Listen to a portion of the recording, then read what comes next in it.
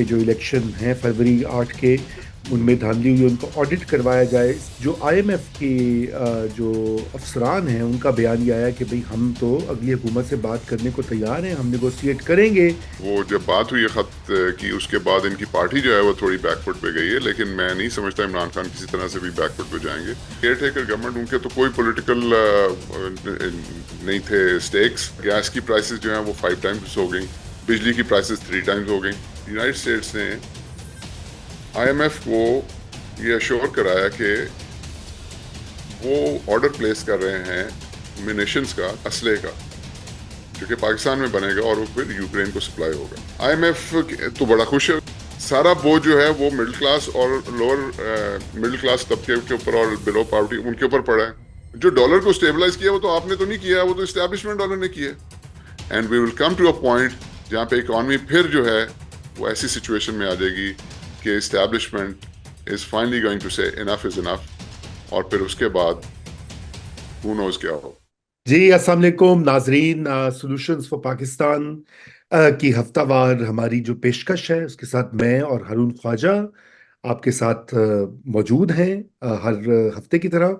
और आज भी हम गुफ्तगू करेंगे पाकिस्तान की मईशत के जो चैलेंजेस हैं और मुख्तलिफ माशी फैसले। अब चूंकि पाकिस्तान में एक नई हुकूमत बन रही है और अनकरीब उसका क़याम वो वजूद में आ जाएगा, तो देखना ये है कि पॉलिसी साजी के शोबे में क्या तब्दीलियां आएंगी और क्या तब्दीलियां आनी चाहिए। ज़्यादा हमारा फोकस होता है कि क्या होना चाहिए। नाजरीन, यही हमारी कोशिश होती है कि आपको जो सॉल्यूशंस हैं, यानी कि हल जो हैं मुश्किल और पेचीदा मामलात के, उनके बारे में गुफ्तगू की जाए। प्रॉब्लम्स का जिक्र तो हर कोई करता है, आपको पता ही है नाजरीन, इसके में कोई ढकी चुकी बात नहीं है। तो वेलकम ख्वाजा साहब। पहले तो हम जरा ये आईएमएफ के हवाले से जरा बात करें। खत जो है आईएमएफ को लिखा पाकिस्तान तहरीक इंसाफ की तरफ से गया, और उसका जिक्र हुआ कि जी बेसिकली के जो इलेक्शन हैं फरवरी 8 के, उनमें धांधली हुई, उनको ऑडिट करवाया जाए इससे पहले कि जो है क्लाउड पे लग अगले गया। प्रोग्राम की ऊपर हम्म। निगोशिएशन की जाए। इलेक्शन ऑडिट हो, क्योंकि उसमें रिगिंग का इल्ज़ाम है। और लेकिन दिलचस्प बात यह कि उसके बाद जो आईएमएफ के जो अफसरान हैं उनका बयान ये आया कि भाई हम तो अगली हुकूमत से बात करने को तैयार हैं, हम नेगोशिएट करेंगे। और उन्होंने उसको खास तवज्जो नहीं दी। अब ये एक सियासी मामला तो है ही, और ज़्यादा उसकी सियासी मुज़मरात ही हैं कि ये लिखा गया था, इस पर बड़ी तनकीद भी हुई।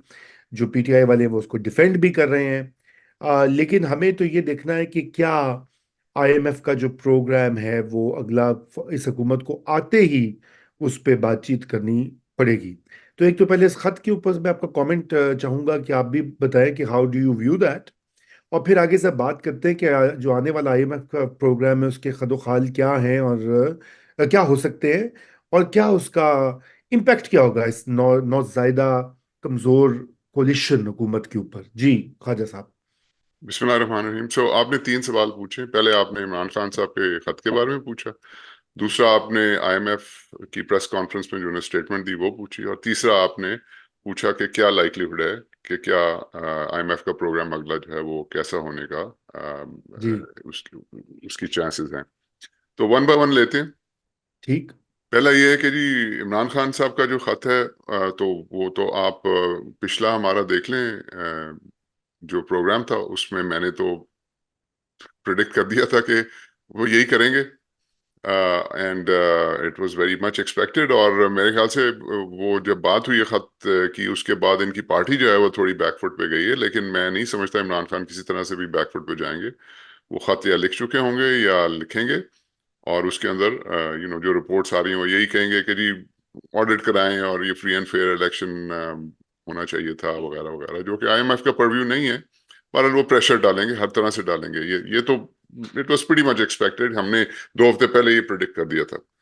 अच्छा, सो इसमें तो कोई हैरानगी की बात नहीं है। ऑपोजिशन जो ट्रेजरी बेंचेस हैं, जो इनकमिंग गवर्नमेंट है, जाहिर है वो उसको क्रिटिसाइज करेंगे एंड पॉलिटिकल गेन करने की कोशिश करेंगे। एक तो ये बात होगी। अब आईएमएफ का रिस्पांस जो है, तो आईएमएफ हमने इसके बारे में भी बात की थी। आईएमएफ एक बैंक है, अब बैंक के पास कोई बंदा जाता है लोन लेने के लिए, पीछे से उसको को लेटर आ जाता है बैंक को कि जी इस बंदे से आप ना मिलें, तो वो बैंक उस लेटर पे तो नहीं जाएगा ना। बैंक ये तो नहीं कहेगा मैंने तुमसे मिलना ही नहीं है। तो बैंक यही कहेगा जी आए तशरीफ रखें बात करते हैं। तो इसमें भी कोई हैरानी की बात नहीं, मेरा नहीं ख्याल। इससे हमें ये को असेस करना चाहिए कि आईएमएफ ने कहा है कि नहीं जी हम बिल्कुल तैयार हैं लोन देने को, या आईएमएफ ये कहेगा कि नहीं जी हमने नहीं देना लोन। सो दोनों चीजें जो हैं वो इट्स प्रीटी मच अंडरस्टूड है, एंड इसमें कोई ऐसी बात नहीं है जिसपे वन वे और दी अदर बंदा सोच सके कि जी ये इस तरफ जा रहा है मामला। सो ये तो आपकी खत और आईएमएफ की उसकी जो प्रेस कॉन्फ्रेंस थी उसकी बात हो गई। ठीक है, आपका कोई सवाल है वरना आगे नहीं नहीं चलते हैं। नहीं नहीं, बिल्कुल ठीक है, बिल्कुल ठीक है। Please continue. जो दूसरा हिस्सा था मेरे लंबे सवाल के, तीन हिस्से आपने उसको समराइज भी कर दिया। जी। अच्छा, तीसरी आपने जो बात पूछी कि जी क्या लाइक्लीहुड है ये अब गवर्नमेंट आएगी, जाहिर है सबसे बड़ा जो चैलेंज है everyone is talking about it कि अब हमें आईएमएफ का एक और लॉन्च लोन चाहिए, एक्सटेंडेड फंड फैसिलिटी चाहिए कम से कम 6 बिलियन की, और वो 3 से 4 साल के लिए चाहिए वगैरह वगैरह। बिल्कुल तो थोड़ा सा इसको समझने के लिए मैं मेरे ख्याल से हमें थोड़ा सा पीछे जाना पड़ेगा। सो ठीक। हम 8-9 महीने जरा पीछे चले आते हैं, जुलाई अगस्त में चले आते हैं। आपको याद होगा कि बिल्कुल हर वक्त हर तरफ डिफॉल्ट डिफॉल्ट डिफॉल्ट के की खबरें आ रही थी, और आईएमएफ जो था वो हाथ नहीं पकड़ा रहा था। और उस वक्त के हमारे वजीर आजम, जो कि अब इनकमिंग लाइकली वजीर आजम है, वो पिलर टू पोस्ट भाग रहे थे, और बल्कि उन्होंने तकरीर भी की कि अंगूठे पता नहीं कहाँ कहाँ लगवाए। एंड इवेंचुअली वो फिर पेरिस में एक डिफरेंट मीटिंग के अंदर डिफरेंट डिफरेंट वजह की एक कॉन्फ्रेंस थी, उसमें वहां पे उन्होंने जाके आईएमएफ की जो थी मैनेजिंग मैनेजिंग डायरेक्टर, उनके साथ जाके उनको रिक्वेस्ट की। और सो बहरहाल वो बड़ी मुश्किल से वो एक स्टैंड बाय एग्रीमेंट आईएमएफ ने अग्री कर लिया, जो कि 3 बिलियन का था, जिसमें बहुत टफ कंडीशंस थी। और 1.2 बिलियन डॉलर उन्होंने डिसबर्स कर दिया था थर्ड क्वार्टर में पिछले साल। और फिर केयरटेकर गवर्नमेंट आ गई, और उसके बाद सेकंड ट्रांच जो थी वो भी पिछले महीने 700 मिलियन डॉलर की डिसबर्स की है। इस हिसाब से 1.1 बिलियन डॉलर अभी भी रहते हैं, जो कि लाइकलीहुड है मार्च अप्रैल के अंदर डिसबर्स होंगे। सो पहले जरा इसको देख लें। तो आईएमएफ की जो टफ कंडीशंस थी उसमें आपने देख लिया केयर टेकर गवर्नमेंट, उनके तो कोई पॉलिटिकल नहीं थे स्टेक्स। तो आपने देखा गैस की प्राइसेस जो हैं वो 5 टाइम्स हो गई।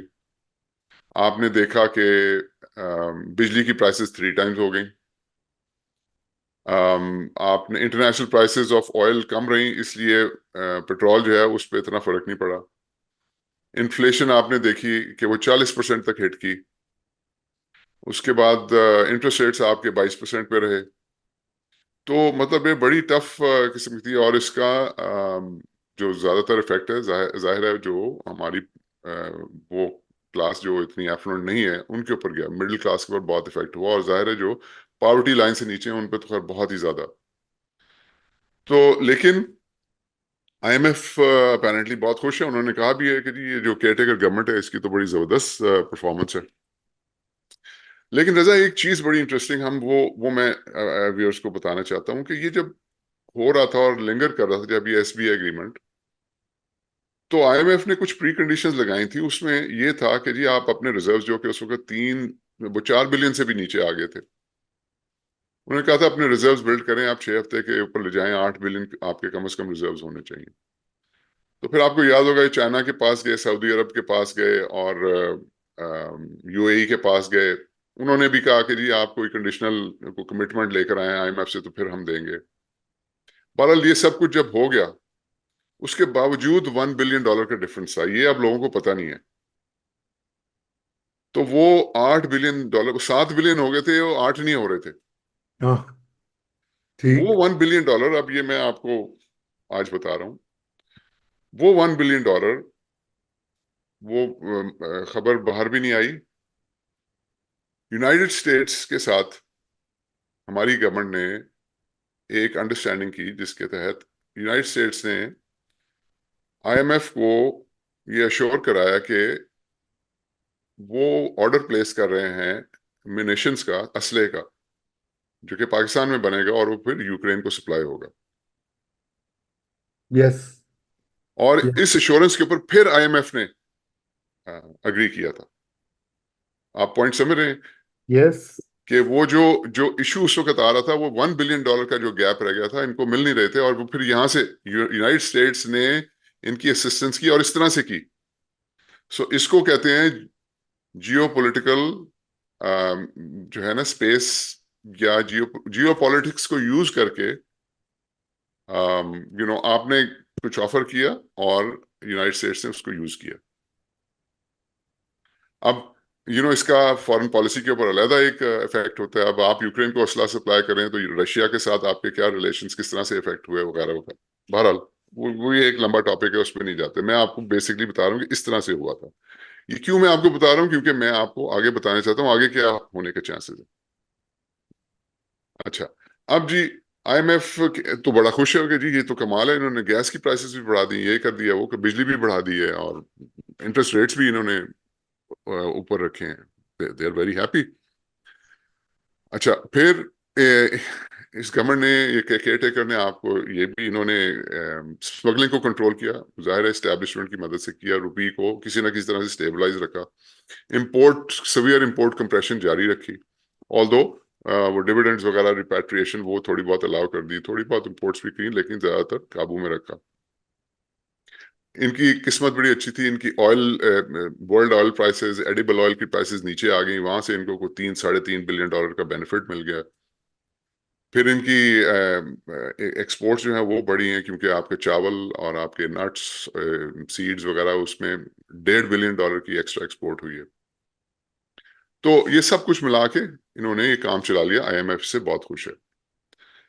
लेकिन, और इसकी वजह से मैं समझता हूं कि ये जो आखिरी ट्रांश है 1.2 बिलियन की, जो कि मार्च अप्रैल में आनी है, वो भी आ जाएगी। ठीक। राइट, क्योंकि उसका अगले प्रोग्राम से, इलेक्शन से कोई ताल्लुक नहीं, वो तो निगोशिएट पहले हुआ था ना।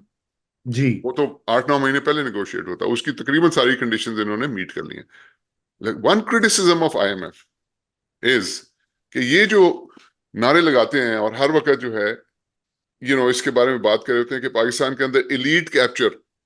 हम्म। तो मैं आपको बताऊं कि ना टैक्सेस इंक्रीज हुए, हाँ। सारा बोझ जो है वो मिडिल क्लास और लोअर मिडिल क्लास तबके के ऊपर और बिलो पॉवर्टी उनके ऊपर पड़ा है। इनडायरेक्ट टैक्सेशन इंक्रीज हुई है। अच्छा, उसके बाद मुझे बताएं कौन से एक्सपेंसेस रिड्यूस हुए हैं।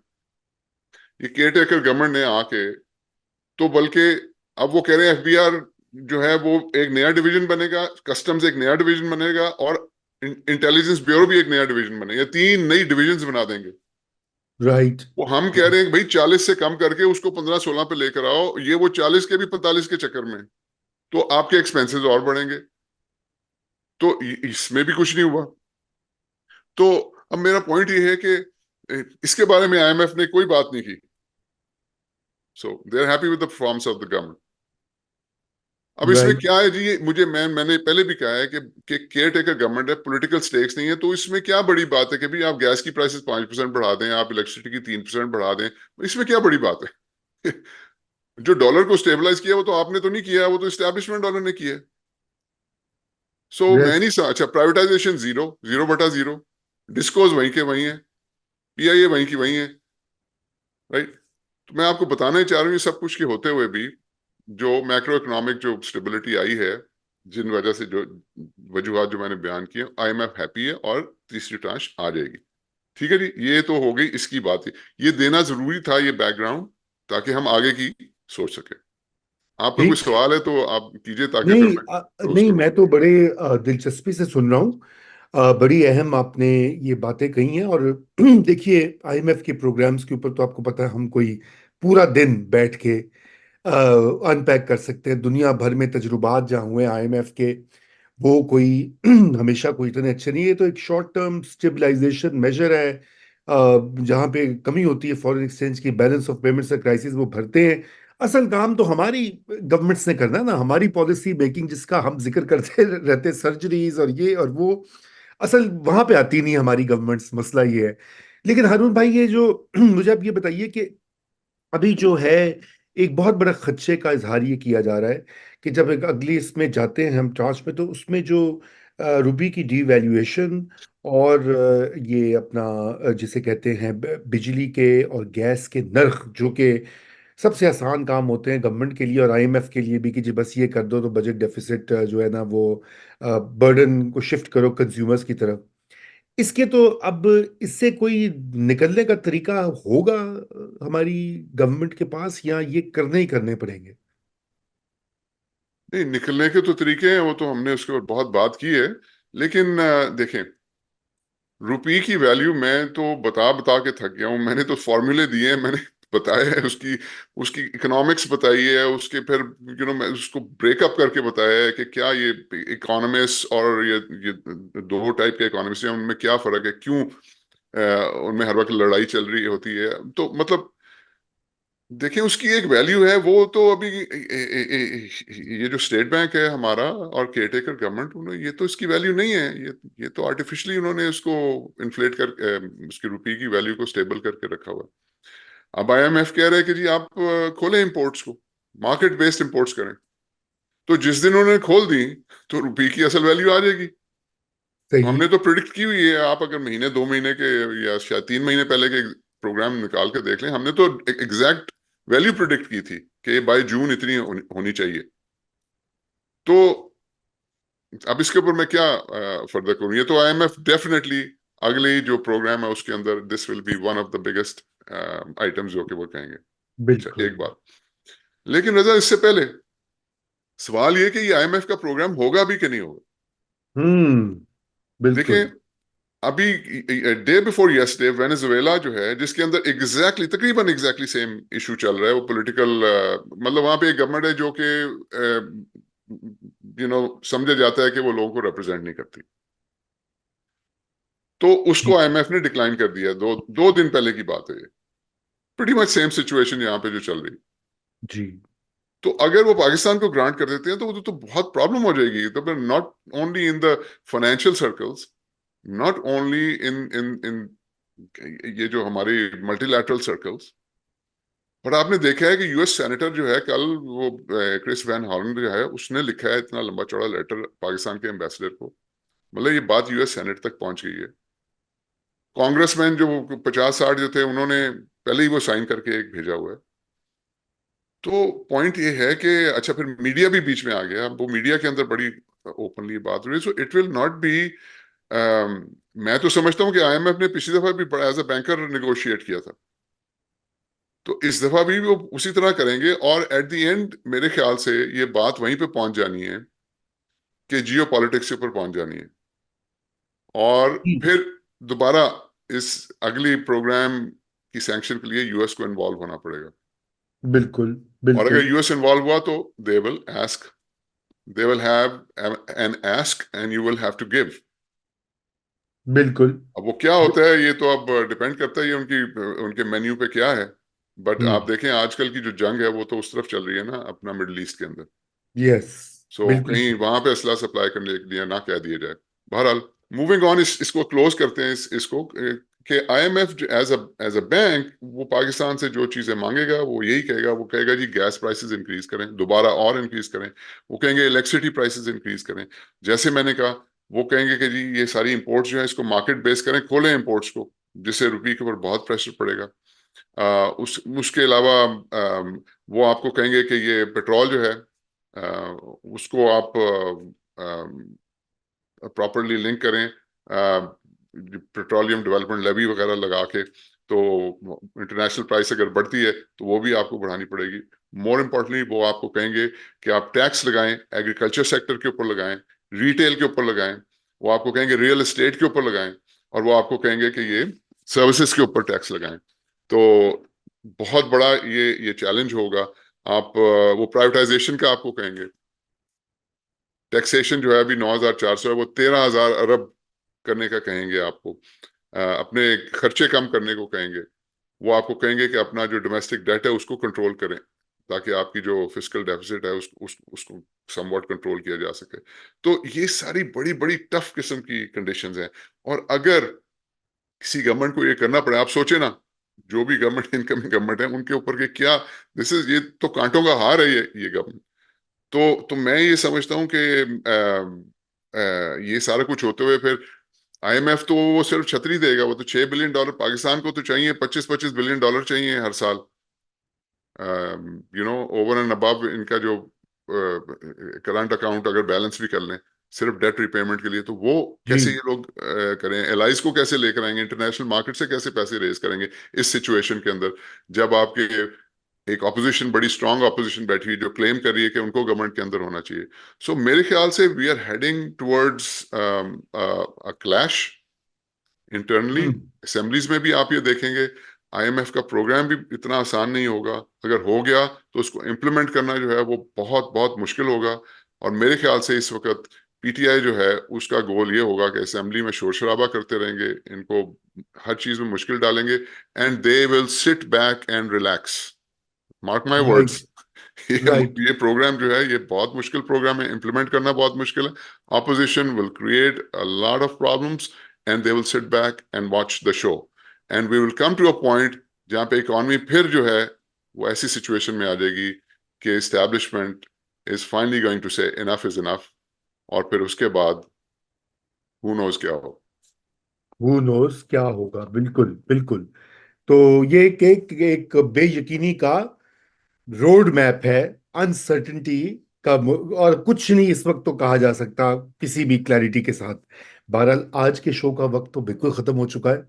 और आपके ये बड़ी तफसील में आपने आईएमएफ के बारे में बात की। नाज़रीन से कहते हैं अपने कमेंट ज़रूर दें और आप हमें बताएं, अपना फीडबैक दें। हम उसको बड़े गौर से पढ़ते हैं, रिस्पॉन्ड भी करेंगे जहाँ पे ज़रूरत, यहाँ आप चाहेंगे। और कमेंट इसलिए ज़रूरी है नाज़रीन के, फिर हमें उसको इनकॉर्पोरेट करके हम अगली प्रोग्रामिंग के लिए हमें उसका एडवांटेज होता है। तो इसके साथ ही आज के लिए खुदा हाफिज़ और थैंक यू ख्वाजा साहब। खुदा हाफिज़।